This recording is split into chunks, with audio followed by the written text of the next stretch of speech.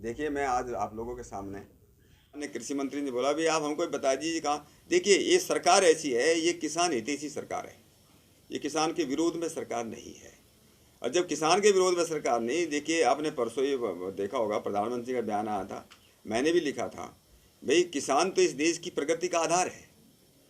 किसानों को नाराज करके कोई सरकार नहीं चल सकती, ऐसा मैं मानता हूँ। और हमारी जो सरकार है, ये तो किसान हितैषी सरकार है। तो अगर हम ये लोग आके आ जाएं, भाई एक दो तीन ये बातें जहाँ हमको बदल करने की जरूरत है, तो भारत सरकार तो तैयार ही है उन बातों के लिए। तो ये जो बातें हुई हैं, इसके पीछे क्या क्या कारण है, आप मेरे से ज़्यादा बेहतर जानते हैं। पंजाब से हुआ, सबको मालूम है। शुरुआत में तो 90% लोग पंजाब से थे, फिर हरियाणा के कुछ लोग जुड़े, हमारे यहाँ से पश्चिमी उत्तर प्रदेश से बहुत कम लोग थे। जब कानून पास हुए, उस समय चौधरी राकेश टिकैत जी ने कानूनों की बड़ी बधाई दी थी प्रधानमंत्री जी को, कि उनके पिताजी का जो सपना था वो प्रधानमंत्री जी ने पूरा किया है।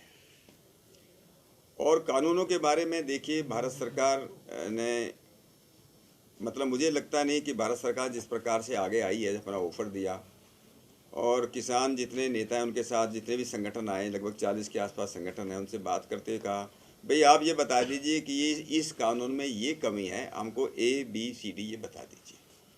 मेरी जानकारी, देखिए मैं तो पार्ट उसमें नहीं था, लेकिन मेरी जानकारी के अनुसार जो मालूम चला है, किसी ने ये नहीं बताया कि इस कानून का ये धारा जो है इसमें गड़बड़ है, ये बदलना चाहिए, कितना बदलना चाहिए।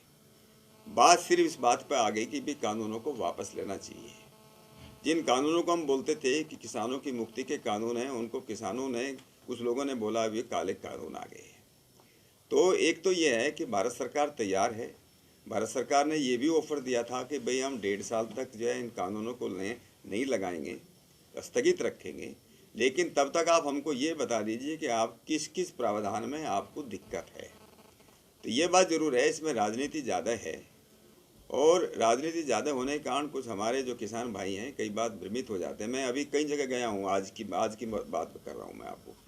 अभी लास्ट में मैं इसी गांव में था, कौन सा, निनाने में था। निनाने में भी कई लोगों ने ये बातें करी कि हमारी ज़मीन चली जाएगी। कुछ लोग हरियाणा से भी आए हुए थे वहाँ पर।